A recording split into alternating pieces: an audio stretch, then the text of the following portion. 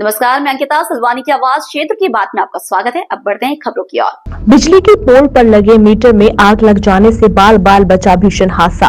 रायसेन जिले के सिलवानी नगर में अचानक हाई वोल्टेज विद्युत लाइन पर लगे मीटर में भयंकर आग लग जाने के मामले अक्सर देखे जाते हैं, जो विद्युत वितरण कंपनी की लापरवाही को दर्शाते हैं।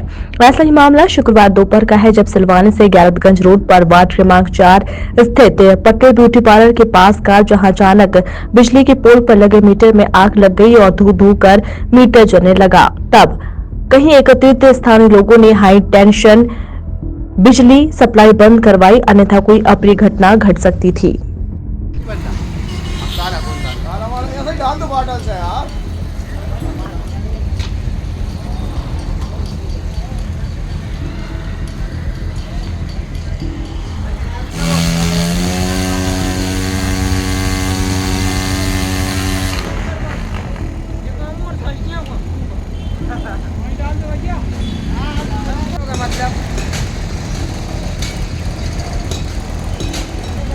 गोड्डू बच के ना तो जल जाओगे।